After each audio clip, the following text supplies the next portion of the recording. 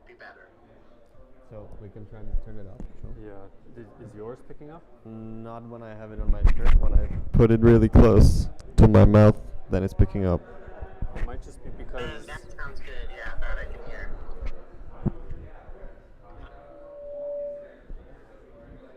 Hello, hello, hello, hello, Hello. hello, hello. Testing, test, test, test. I feel like that's better. That's better. Yeah.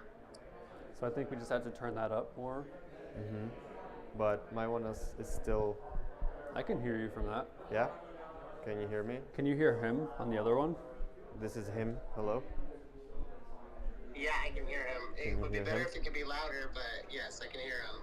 We turn this up. Okay, so we'll just turn up the gain on both of them, and then should that help?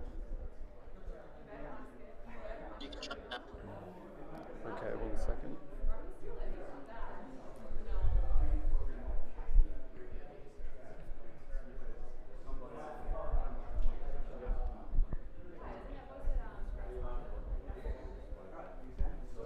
Test, test, test.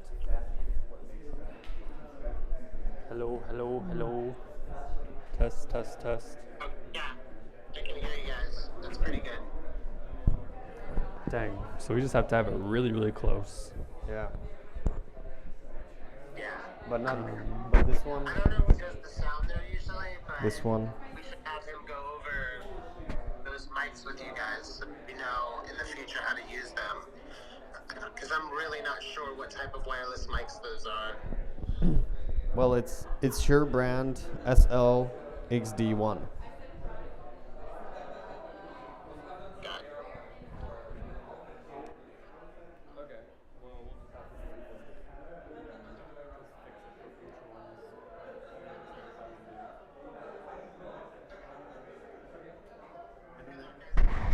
thank you so much. Hello, hello, hello. Can you hear me through the speakers at all? A little bit? Yeah. I think it's just you have to point it up. Yeah. If you point it up, is it better?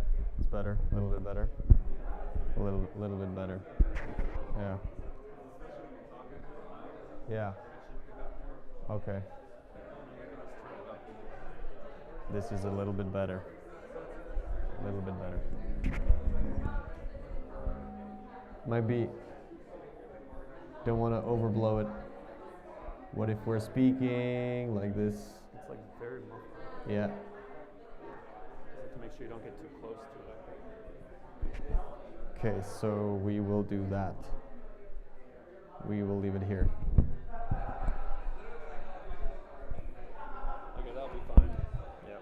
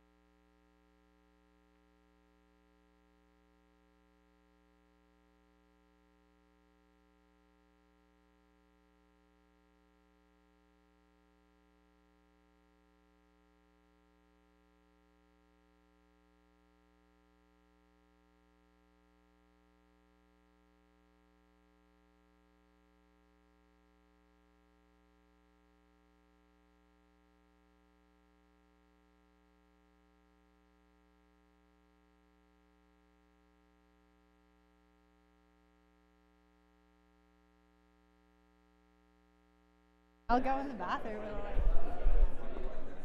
Is it gonna like scream? Is it on? Is it gonna like scream when I put it on? Wait, let me turn it on. Yeah, maybe.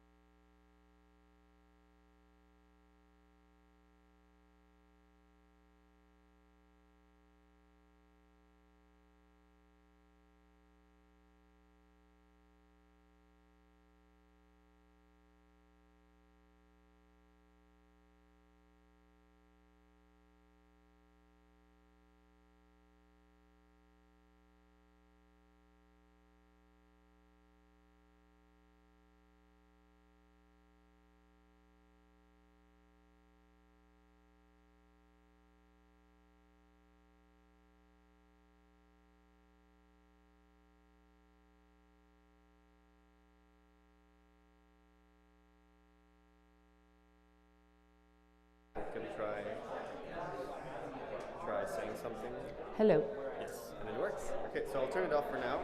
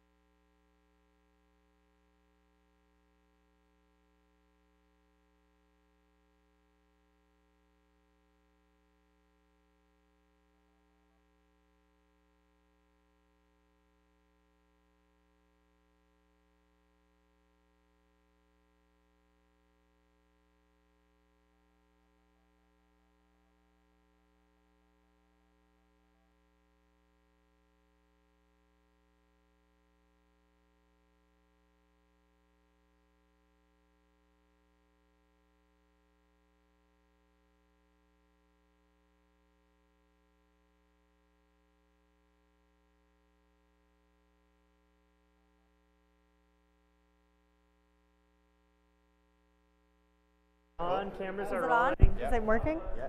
All right. No, I'll turn on your...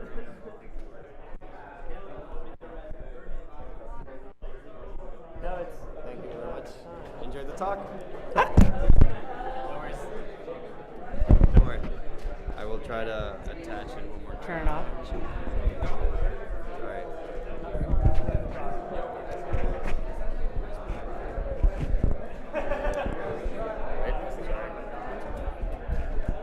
Yeah, try saying something.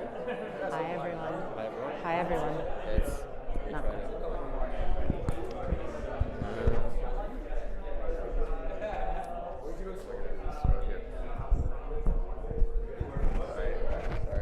No worries. Okay, there we go.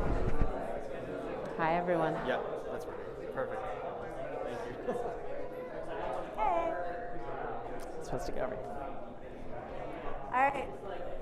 Hi, everyone. Sorry. We're going to start in a minute if you want to sit down.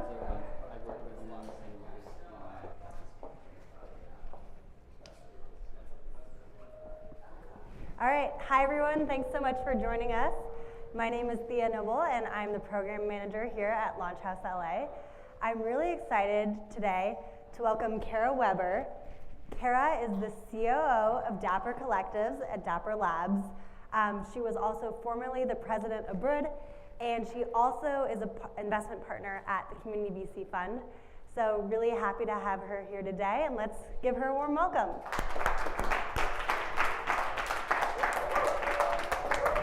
Hi. Hello. Hi, Thea. Hi, thanks for joining us. Nice to be here with you. Nice to be here with you as well. Can I do some pillow adjusting? Yes. Early event pillow adjusting? The Launch House pillow. Launch house here. We'll have a little repping right there. Great. Launch house. So yeah, thank you so much for joining us. Thanks for having me. I want to get into Lil. Oh, is the? Are we too close? Do we need a mic check? We're good. All right. Thank Thanks, you. Brett. So I want to get into Lil Miquela, the virtual influencer. She's just a 19-year-old girl, but can you tell us what's special about her and a little bit about her whole personality? I can. I can also do it after Brett. Brett, are you good? Are we? I don't want to make you have to. How about now? How are we doing now? Am I the issue? Am I the drama? You are the solution. Yeah, never the problem. Aren't we going to talk about how we know each other first? Can I riff for a minute? Yeah. Thea, I met Thea several years ago when I spoke at one of her classes at the USC Master's Program in Entrepreneurship and Innovation. Yeah. Look at us. We're fast learners, both of us. One of us more so than the other. But anyhow, I spoke at this class, and afterwards, Thea's professor buttonholed me and was like, "Listen to me." He's like, "Do you need an intern? You must need an intern." And I was like, "I haven't even thought about an intern." And he's like, "You need to hire this girl, Thea." And I was like, "Which one is she?" And of course, he points to the young woman who had asked the smartest questions and everything. And I was like, "Oh, hey. I'm looking for an intern." And so we've known each other for several years, Yeah. and it has been such a treat to get to watch you in your career do lots of interesting things and end up here at Launch House. And exciting for all of you to be part of the Launch House community. Well, thank you, and thanks for giving me. Kara gave me my first break into venture capital, so I interned for her at Brilliant Ventures years ago, and that's how I'm here today. So owe a lot of it to you. Oh, well. So thank you. You're welcome. My pleasure. Great. And my benefit, for sure. Great. So Miquela. So Yeah. what did you ask me about Miquela? What's interesting about her? Yeah, tell us who So she is. Miquela is a 19-year-old robot, pop star, model, living in Los Angeles. What is unique and magical about Miquela is that she is, as mentioned, a robot. She is a character that Trevor McFedries, who's the founder of Brood, which was acquired by Dapper Labs. By the way, Dapper Collectives was Brood. We were acquired by Dapper Labs last fall and rebranded from Brood to Dapper Collectives. Trevor, who was the founder and CEO of Brood, had this really interesting vision of turning storytelling on its head. and rethinking the way that stories are told. And Miquela is really sort of the, well, we call Miquela the lightsaber. Because if you think of the way stories have traditionally been told, you write the movie, right? You write Star Wars. There's a big moment. And then after Star Wars, it sort of breaks down into these component pieces, which might be, you know, any sort of sub-story or something, and it breaks all the way down to the lightsaber on the shelf at Target, right? And so the business of it and the following of it starts sort of big and goes all the way down to this little component piece, which is the lightsaber. So with Miquela, he started with the lightsaber, and we started building up from there. And so Miquela's narrative was one told, we called it Transmedia Storytelling, because her narrative was told and has been told and is still being told right now across media platforms and formats, and so it's been a really innovative approach to storytelling, which you know, initially a lot of people did not understand was storytelling, and even after people really wrapped their mind around the fact that she was an avatar, they still just didn't. It took people a while, and then it was sort of like, oh wait, this is just, I'm processing a story, a narrative in a different way. And you know, telling this story, transmedia storytelling, enabled us to sort of go to where the audience, meet the audience where they were, instead of trying to like drag an audience of listeners or viewers or to our story to some place where they weren't already. So it was a very interesting. It's been a very interesting experiment, and it's about to enter its sort of next amazing phase of experimentation. Great. Or and she is, I should say. how do you, she's always so on trend, so she has like over 3 million followers on Instagram and 3.5 on TikTok, and like always in these formats. How do you like keep her so on trend, and how do you come up with the backstory of like what creates Lil Miquela? Yeah, well, I think the first key is that I don't do any of it, because that would be a recipe for disaster.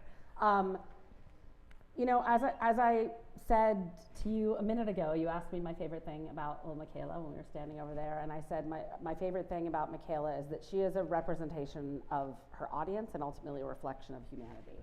And as such, she has a well-paid, she's very demanding, and she has a whole crew of the most incredible creative people in the world helping her with all that stuff. So whether it's, you know, every big brand in the world being like, oh, we're, you know, we just are launching our spring summer 23 line or whatever, would Miquela consider wearing these boots in one of her upcoming photo shoots or whatever. So literally the top, I mean, name the brand, name the designer, you know, how do we ship it to you from Paris in time, and da-da-da. And she's been front row at fashion shows at Paris Fashion Week and New York Fashion Week and da-da-da. And so there's sort of global interest in her among the fashion universe and art universe. You know, celebrities, sort of human celebrities, have oft approached her for partnerships or collaboration or friendship. And ultimately, we just have a really fucking kick-ass team. Great, I love it. Behind us, yeah. Yeah, I saw she was repping Prada, Calvin Klein. Why do you think that these brands are interested in working with virtual influencers, and how are brand deals maybe structured the same or differently? Like, how does that even work? Yeah. You know, I don't know a lot about influencers, and honestly, and no disrespect to anybody who's really has an influencer-based business or anything. I actually, when the headhunter, executive recruiter, or whatever called me about the Bread job, I pretty much told them to fuck off. I was just like, I'm a serious executive. Like, I've built a bunch of companies. I've invested in a ton of companies. Like, I've been doing this for a very long time.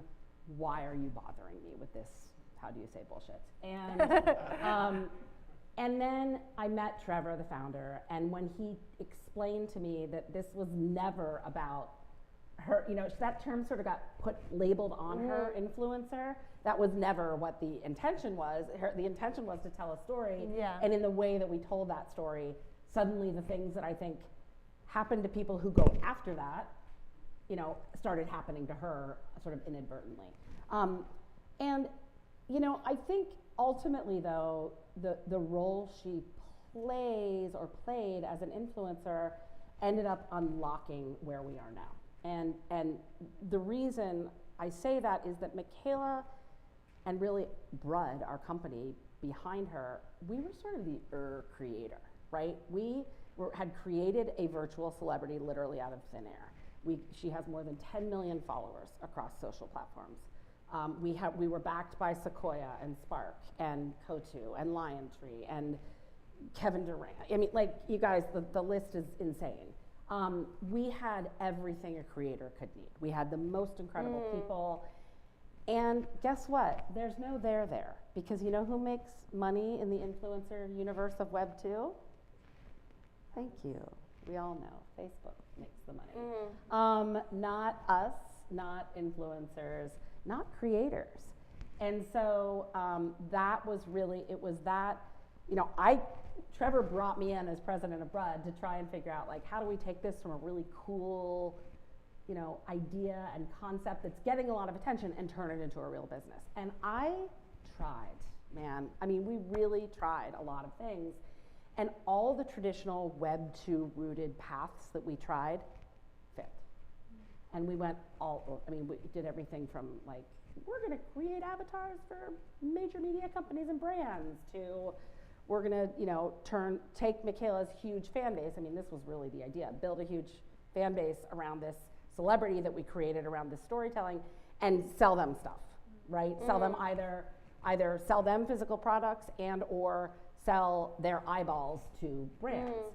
And, but as I said, that sort of fell apart in a Web 2 universe. And then what we really, the kernel that we really honed in on was that creators and contributors do not capture the value for what they offer in a Web 2 landscape. I mean, there's obviously a lot of you guys know that very well. I'm preaching to the choir, I'm sure, but it was that moment of realization, and there were a few other sort of key milestones in that process where we were like, maybe we just need to decentralize our company and turn the whole thing into a DAO. All right, great segue. So talk about Web3 and now what you're doing with Lil Miquela and the DAO. Yeah, happy to. So it's an interesting story, and I think it's interesting for entrepreneurs that our path was pretty, it's just, I guess one of these lessons that I think entrepreneurs understand not innately, but you learn painfully over time, is that the path that you think you're supposed to be on is almost never the right path. And it's only in the tripping and falling and, you know, breaking your leg and having to try and find some other way to do it that you find the right path. And I think that and sorry, no injuries intended. I know those heels are high, but it's true, and it's really fucking hard along the way, right? So, you know, that is the experience I described. We tried all these things. We, you know, pursued all these different paths. And we were talking to a lot of the Web 2 platform companies. All of them had reached out at different points with interest in acquisition and, or, you know, just sort of conversations about it. And for all sorts of reasons, they didn't work out. And, which is, you know, not unusual. And so, in some cases, it was because we didn't want to pursue them truthfully. Like, there were just somewhere we were like, and in some it was just, you know, we thought maybe this was the right solution, and then it fell apart. You know, they decided to pull out or whatever. Like, it's a whole story that you will experience. And then we had this pretty radical idea of turning what was a company, Brud Incorporated, into a decentralized autonomous organization, where we would invert the entire model. Instead of us sitting as a centralized group of creators and engineers and 3D artists and animators and writers creating Miquela, we would distribute that to anybody who wanted to participate. Anybody who wanted to contribute would be able to participate and capture value for that. So that is what we are working on, doing that right now. But in the course of coming up with that plan to decentralize, to basically say, forget the Silicon Valley model that Sequoia put a lot of money into us pursuing, we are gonna just invert this whole thing. And by the way, like, initially, this was in late 2020, early 2021, a lot of our investors were like, but what about our, huh? And not surprisingly, as the path wore on, they were like, oh, wait, tell us more, teach us this whole thing. But it was in the course of deciding to decentralize Miquela and turn her story and there's sort of a larger universe that she's a part of that we've created called the Brud universe into a DAO that Trevor actually pitched Roham Garagazlu, who's the founder and CEO of Dapper Labs. And they had known each other for a long time and sort of followed each other's work. And Trevor reached out to him and said, hey, we're going to raise another round to go do this even crazier thing than the crazy virtual celebrity storytelling thing we were already doing. You know, do you want to come in as an angel? He knew that Roham was a pretty active angel investor, and Roham essentially said, yeah, I'm in, definitely as an angel, and then, you know, called back a day or two later and was like, wait, why don't you come do that with us? And so this is the story of like you follow the path, you get your heart broken, you know, this is wrong, that is wrong, the other thing's wrong, and then you do the bravest, weirdest thing that felt most true to us, to our team, to what our vision, to what we were trying to accomplish. And even though it felt like we were not even falling off the path and breaking our leg, we were like flying off the cliff, and that's how we found our path. So, little entrepreneurship sort of general story, but I like entrepreneurship. Wow. Yeah. And Dapper Labs is doing, you know, so many different things from like the NBA Top Shops, the Crypto Kitties. Can you talk about like some of the other initiatives that Dapper Labs has going on? Yeah, I'm happy to. So, and I'm with the full disclosure that it is all happening so quickly, and I'm wrapping my mind all around it, and some of you may know more than I do. No, but Dapper Labs is a really amazing. Dapper Labs is a parent company, really, and there are all these interesting sort of sub-companies or sub-organizations, I should say, beneath Dapper Labs, and that's why Dapper Collectives, I'm the COO of Dapper Collectives within Dapper Labs, and you know the model is you know to try and be as decentralized as possible, right? We a parent company so that you know things, corporate functions that you know everybody needs. There is some centralization there, but our idea is to live decentralization. And so there's the whole Dapper Sports enterprise, which was really like, it's sort of like we say that Dapper Labs, you know, sort of created the initial interest in all of this with CryptoKitties, but they proved and validated with NBA Top Shots. And so there's a whole Dapper Studios division, part of which is a sub part which is Dapper Sports, which has NBA Top Shots, NFL All Day, UFC Strike, and trust me, there's more. There's a cricket partnership already that's live. There's, I mean, name your league, your team, your sport, it's a-coming. So that's been really exciting and created an absolutely amazing business. Now we're trying to figure out how do we bring the next billion users to Web3. And I think that's really the key that's so interesting about and the unique position that Dapper Labs sits in. The apocryphal story here is that Dapper Labs created CryptoKitties, launched it, and CryptoKitties broke Ethereum because Ethereum was not built for consumer scale apps and experiences. And so despite Roham saying to his co-founder and CTO, Deet Shirley, okay, we'll find a solution, but whatever you do, don't go build another blockchain.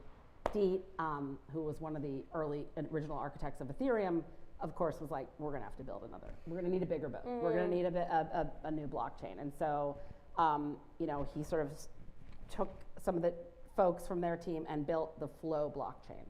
And the Flow blockchain is, thank you for nodding. I appreciate it.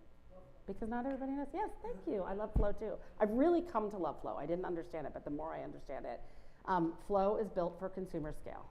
And which means that it can handle a ton of way more transactions per whatever the measure is. You know, it's a lot of transactions all the time. And you know, NBA Top Shot has definitely tested that in a way that you know there hasn't been a lot of other consumer scale activity like that. And you know, we're really focused on making sure that Flow is open and accessible, powerful and empowering, and we want Flow to be where culture happens. So Flow is a blockchain. Blockchains are decentralized. Blockchains aren't owned.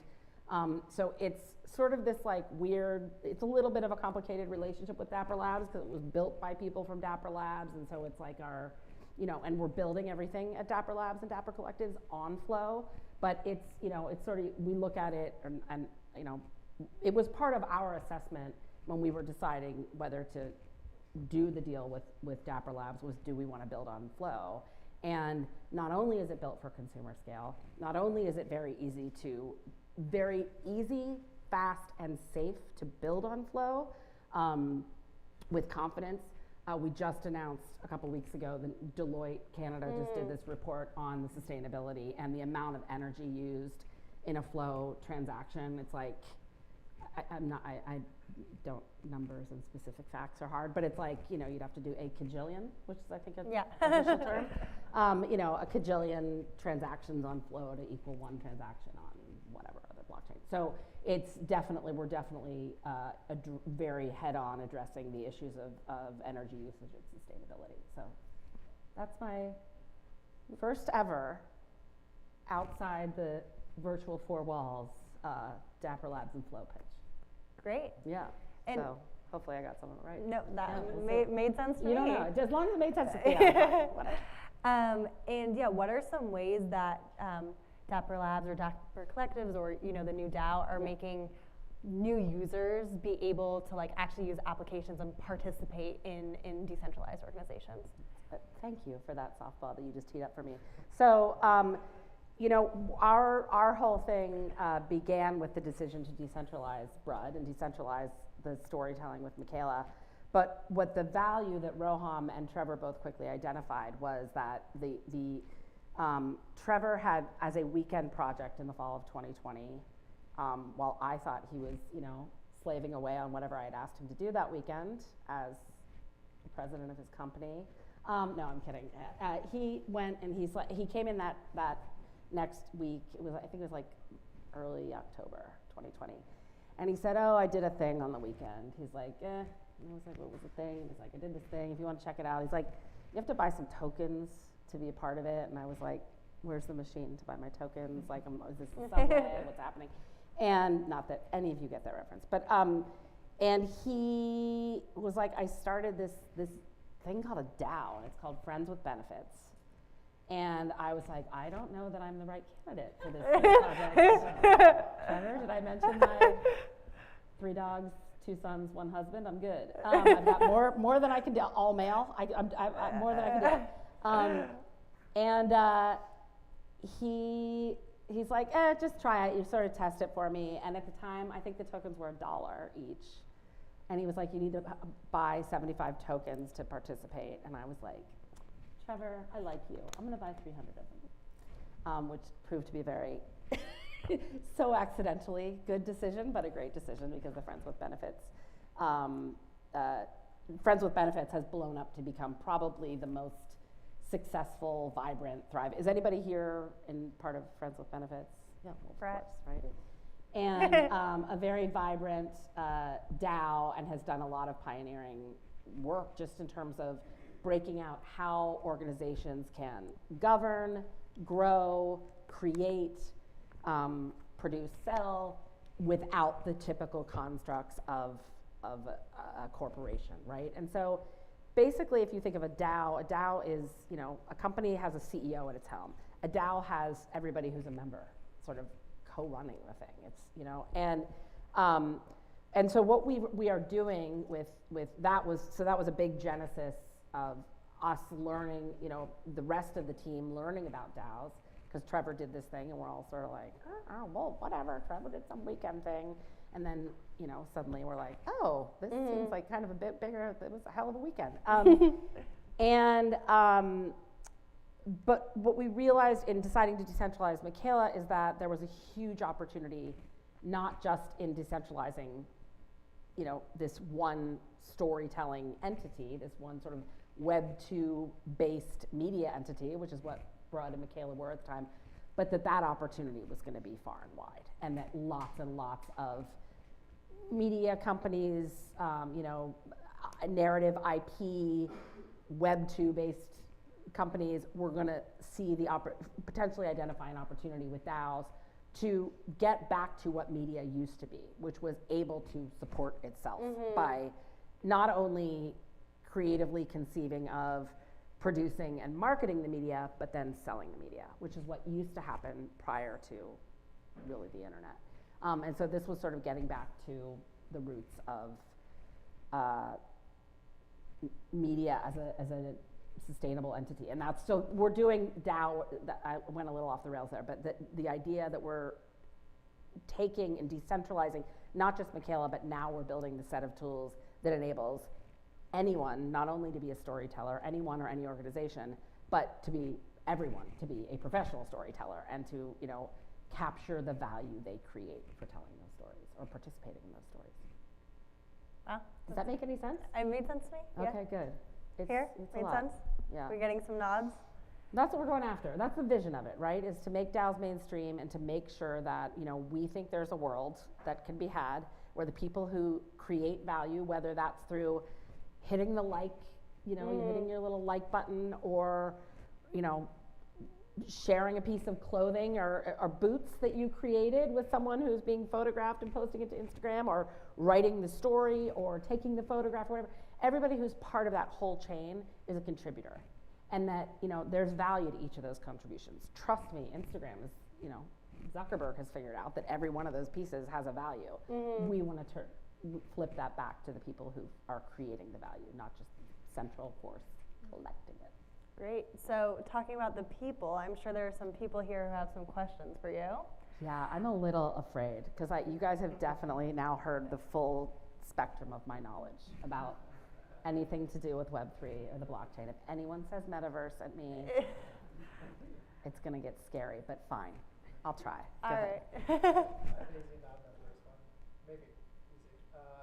So you said the investors were like, oh no, what happens? So what happens with those initial investors now that it's down? So we did, well, the reality is we didn't decentralize before we then got caught up in doing the transaction, and the transaction ended up being a classic acquisition. And so now, but it kind of makes more sense anyhow. We're decentralizing our storytelling within, you know, within Dapper Labs, but then we're gonna enable, but we will spin out, Broad will spin out and be a standalone decentralized DAO. Like we'll sort of stand it up because it's to create the use case and sort of, you know, test the playbook around this notion, but then it will spin out and be a standalone thing, and hopefully many others will follow. That said, it was an interesting path, because while that was, I mean, Stephanie Zahn from Sequoia was on our board, and I think she would be okay with me telling this story. She called and said, you know, I love you guys, basically, but I have to step off the board. Like, we can't, like, this is too wild. Like, we can't be involved with this. And I don't know if you guys saw yesterday, but Sequoia announced its $500 million crypto and Web3 fund. So they've come around, I guess, is the answer. Yeah, they've seen the light. Yeah, and did your whole team went, right, I read in TechCrunch, everyone went to Dapper Lab. Yeah. That's great. Everybody came along. Awesome. Yeah. And we're hiring like mad. Yeah, what? You probably all what are too. roles are you hiring for, Kara? Thank you. Again, Thea is like, ooh. So we are hiring, well, first of all, Dapper Labs is hiring across the board. So if you or anyone you know who has a passion for Web3 and an expertise or deep area of knowledge in marketing, engineering, business operations, you know, product, like all over the place, CX, someone at Dapper Labs is hiring for that right now. Finance, we're about to announce a new CFO, and so we're fully building out our finance function, like everything across the board. At Dapper Collective specifically, which is obviously the coolest and best part of Dapper Labs, despite me, we are hiring right now for some product roles, engineers, a couple of marketing roles, UX, UI design, anyhow. dapperlabs.com/careers.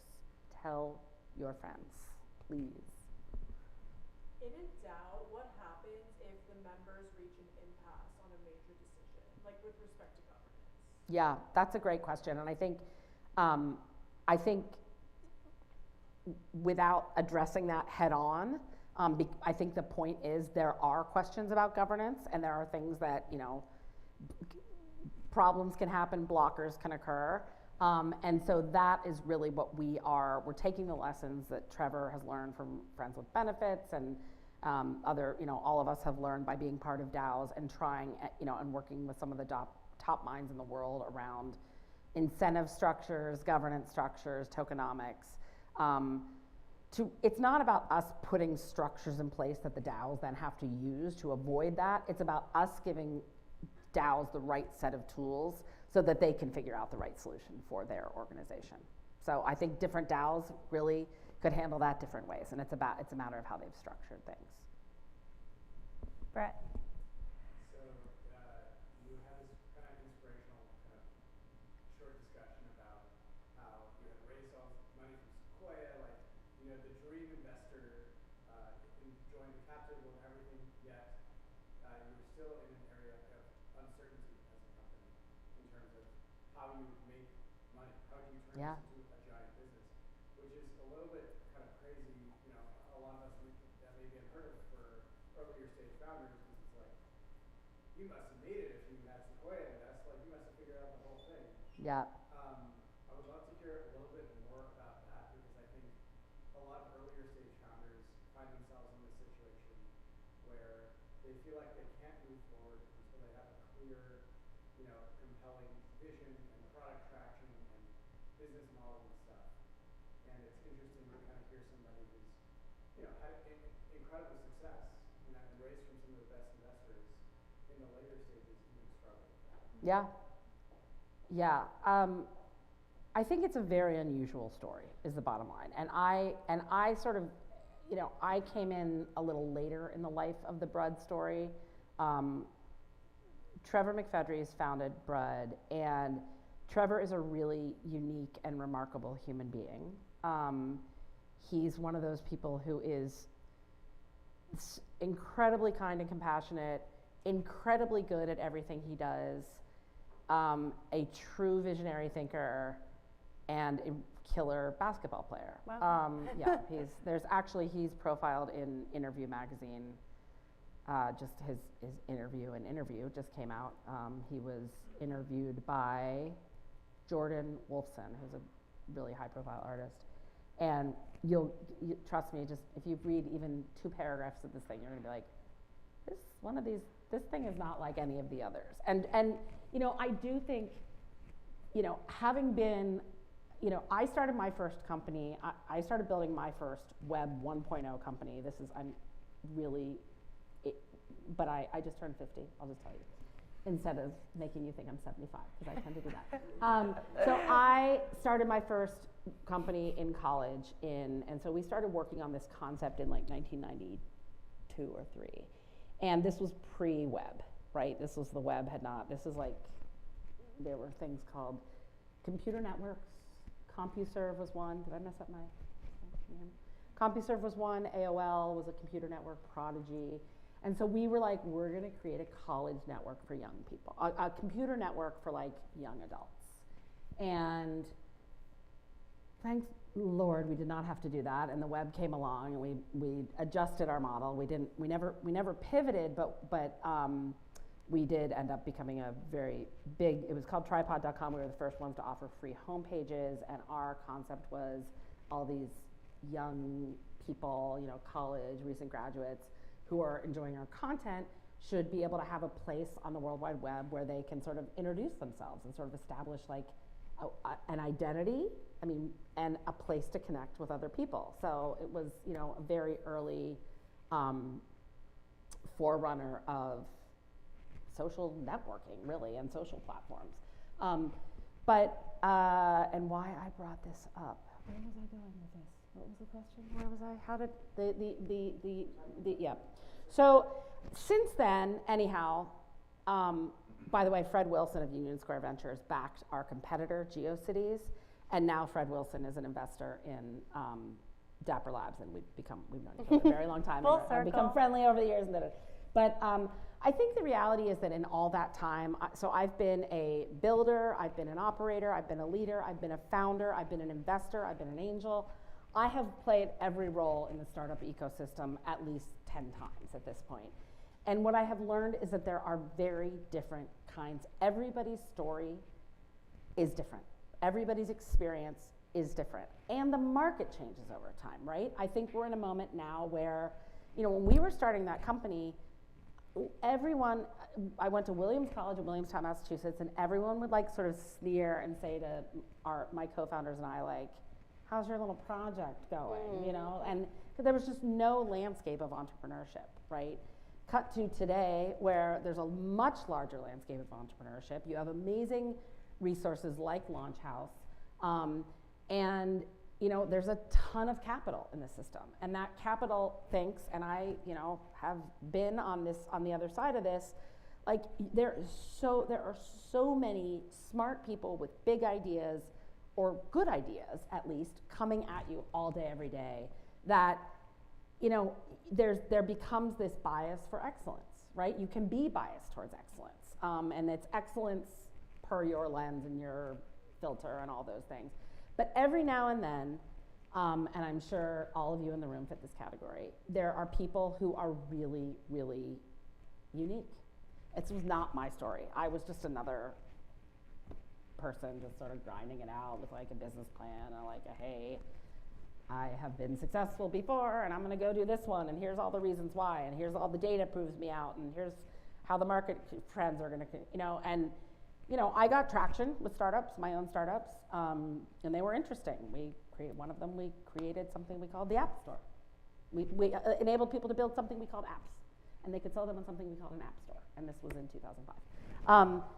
So it's not that the ideas were small, I just was sort of, and then there's people like Trevor, and there's just sometimes founders who come along who get funding, and the rest of us look at them and we're like, does that guy even have a business plan? Like, how's that gonna be a business? But they're just sort of, you know, really unique. And I think people, I think it's to the credit of, you know, the bigger funds that they are in a position to sometimes meet really unique people and say, it's worth taking a bit of a flyer on this one because this person has something that no one else I've seen has, or thinks about things in a way I haven't seen, or, you know, you don't have to be Trevor where you're good at everything. You just have some really unique take or perspective. And I think the takeaway, to the extent that this very long rambling answer has any takeaway, is what I think Trevor is really amazing about, and what I think you all have, is whatever, yes, I'm a mom, whatever makes you you.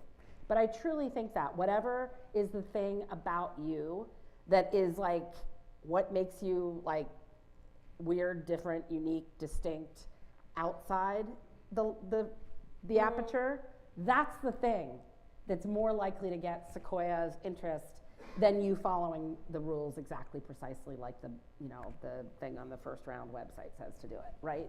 So I guess does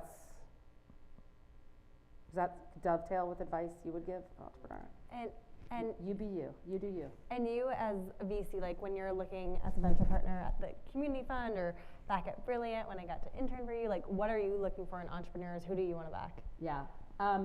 Well, it's really, it's sort of my dovetail where I joined the community fund soon after, I don't remember exactly the time, I think right before I joined Brud. And the community fund is it's a very small little spin out fund from Flybridge. And we invest only in companies with community whose flywheel is driven by community. So it's not just like, oh, well, we market whatever our product is to, you know, a specific demographic, or even like a community of people around a shared interest or cultural thing or whatever. It's really like your business, like Airbnb, like it, you know, the flywheel grows, there's network effects, the whole thing gets bigger as the community grows and everybody brings value and gets value and da-da-da. And so I had really even though I had my own fund and I had talked about joining some other funds that were a lot bigger, the message here really, I knew to follow what was me, and the story really resonated because it's funny. that very first company, the thing that we always talked about, the one word we always spoke about, even as the web changed and our model changed and our story changed, was community. And that word has been such a core word in what motivates and drives me. And so joining the community fund and finding all these really interesting companies, and I've invested in, all over the place. Like it's kind of been fun after being very sort of sector specific with Brilliant Ventures around commerce to be pretty sector agnostic, but really looking for, founders and businesses who understand the magic of when you unlock the power of a community in a way that not only captures value, but delivers value back. And so I feel really lucky, sorry, I keep hitting this, that is, or maybe not surprisingly, that is now where we ended up taking Brud. It was really sort of exiting, we're essentially exiting Miquela to her community. Mm-hmm. And that's really where the value and the magic is. Yeah, we would say community is the moat here with Launch House, so yes. we agree as well. Yes, love it. Yes, all right, we'll take one or two more questions. So I see you in the back. Hi.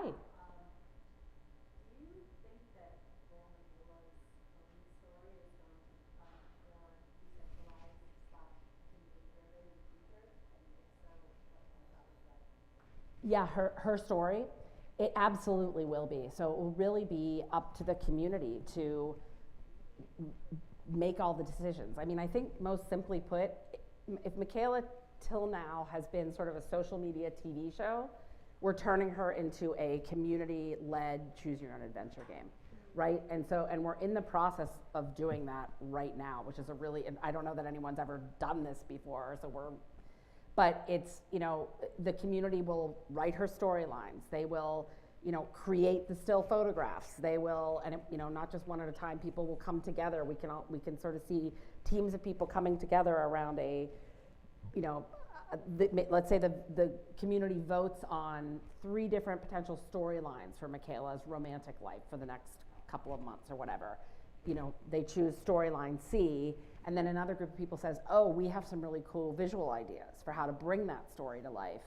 And I'm gonna grab my favorite photographer and my favorite, set designer and my favorite animator or 3D artist, and we're gonna come together and propose the visuals for that story to the community, and then the community will vote on the best visuals. And then, so yes, it will all be driven by, everything will be driven by the community.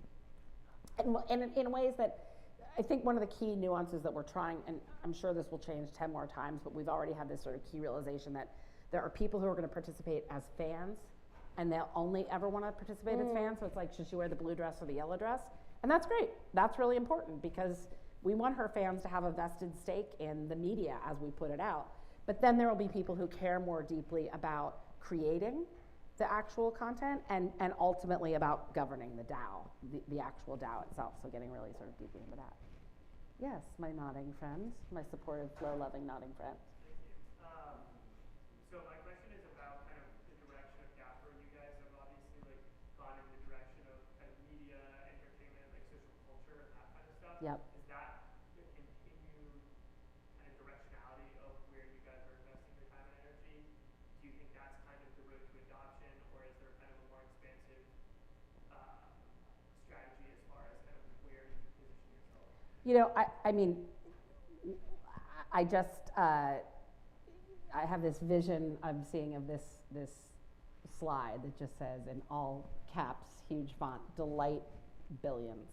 It's about delight, right? And so we really think that the opportunity, our vision is a world of open access and infinite possibility.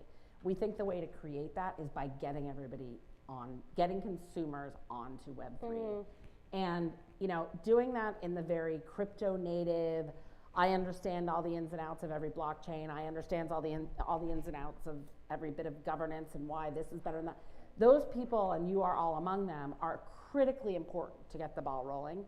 But in the end, if, not my mom, but maybe one of your moms, who is probably younger than me, is if your mom isn't, I want your mom to be participating in Web3 and she doesn't even realize it, right? It's just how we do things. And the bet we're making is that the best way to do that is to delight people. All right, Dylan. I just had to share this. My mom came to an FWB event with me, and Dylan, hi. Yeah, I've never met you live. Yeah, of course. Good to see you.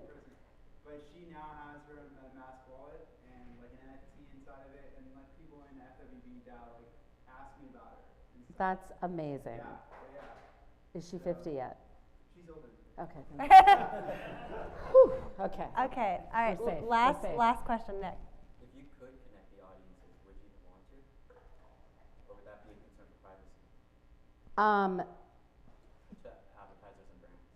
You know, I would say our answer to that right now would be no, not while we are doing this, but ultimately, again, the decision will come down to the community itself, come down to the DAO. Because, you know, Miquela's a really interesting example because she does have this track record of brand partnerships where BMW, Prada, Samsung, you know, all these fashion, technology, automotive brands have paid a lot of money, not in a recurring, reliable, predictable way, which is why I didn't like it.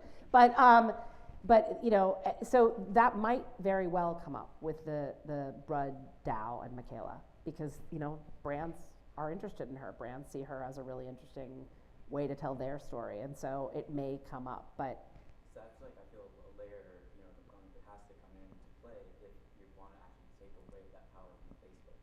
yeah, Is there has to be that level of catch-22 of, okay guys, this is how we made it, but this is how the internet is also ad supported. And you essentially look at Facebook and 95% of that stock price is made up from audience data. So it's almost like you have to welcome them in one sense, and it's a question of how can we properly do it. I think that is exactly the question, and I think it's an open question, you know, but I think what you're doing sounds super interesting, and I think it's, you know, well worthy of exploration for sure. Great. Well, thank you so much for your time. Really appreciated it and learning more about Lil Miquela and Dapper Labs and everything you're working on. And great to see you Great again. to see you too. Always, always. Thank you guys for Thanks, bearing Sarah. with me.